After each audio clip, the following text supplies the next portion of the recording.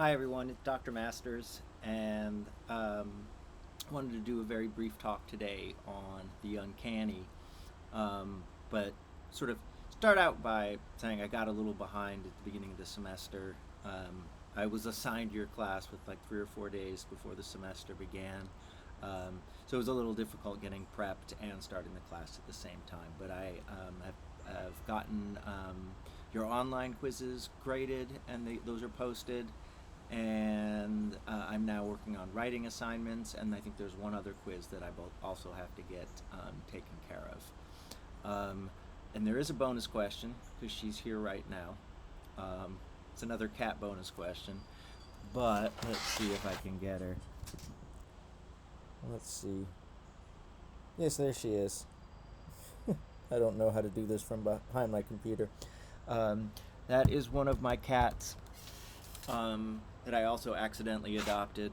She's a what's called a tortie, which is a specific kind of calico cat, and I also wanted to give her a name that meant that I wasn't keeping her. So I called my tortoise-shelled cat, or tortie, I call it Turtle, and it has remained, that is my cat Turtle. So I think I'm the only person I've ever met with a cat whose name is Turtle. And it's just because I'm an obvious person, and that's an obvious name for a tortie. So I wanted to talk about the uncanny and what you guys are working on in your papers, and why I think it's interesting, and what you might be sort of able to incorporate into first year drafts, and then the final draft that you'll be turning in at the end of next week. And that is, what is the uncanny?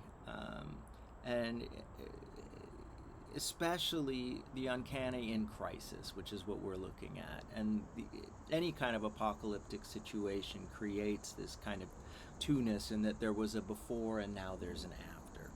So things in the before that were very familiar to us, riding a bus, going to a restaurant, walking around and reading people just by their facial expressions. Within our experience of a pandemic crisis, those familiar things suddenly became either dangerous or creepy. To see someone's face at the grocery store after a while, I was like, I'm not supposed to be seeing your face. You know, what's wrong with you, in a way? And the way that totally unfamiliar things, things that like would have struck us as bizarre, become the new normal. Um, uh, and I can think of a ton of those things. You know, I used to read the news. That was a normal thing.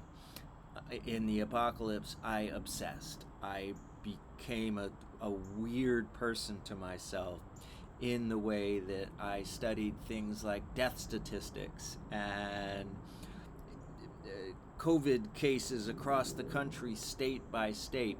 If you had shown me a picture of myself obsessing over the news for 4 and 5 hours a day before this all started, I'd be like, that's a crazy man. That can't possibly be me.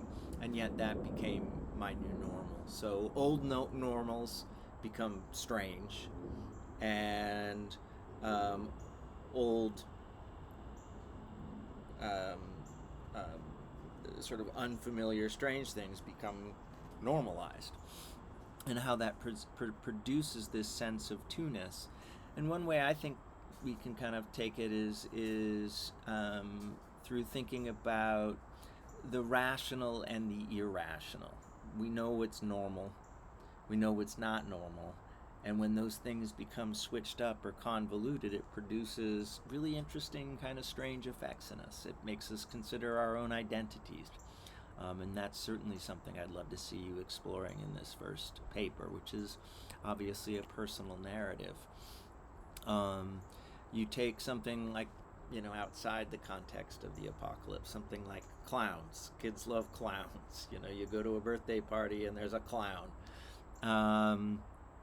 But we see, as we get older, that familiar thing become something, that terrifies us. I'm I see clowns and I'm like, they're a weird sort of grotesque rather than a funny, jolly, happy thing. And that's why we use them in horror movies, right? To take some childhood favorite thing like a doll. Dolls are often used in horror movies to produce this sense of this loving childhood teddy bear thing, or that you dress up, suddenly is back and it's haunting you, and it is attacking you, and it's sort of, why are we interested in that? The effect that dissonance, or that lack of harmony or discord kind of produces. Um, we can think about it in terms of something as unfamiliar as seeing everyone wearing masks around us, and like, what's going on with that. Um, and But now just imagine that we are direct, and the old familiar was, we see people's faces, we read them. But what if, imagine that it was so unsafe, it was so toxic to be around other people who could give you a deadly disease, that everybody was made to wear gas masks. Just imagine everybody walking around in hazmat suits and gas masks. It's almost hard for us to imagine, right? That's crazy. And yet, what would be the process if that became what became a new normal suddenly? And you'll see that in different imaginings of the future. And so it's the act of trying to incorporate something unknowable into our, or something irrational into our rational world.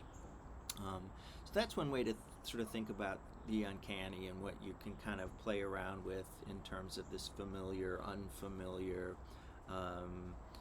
sort of dichotomy, and set of connections and relationships. All right, thanks. Oh, and my cat's name is Turtle.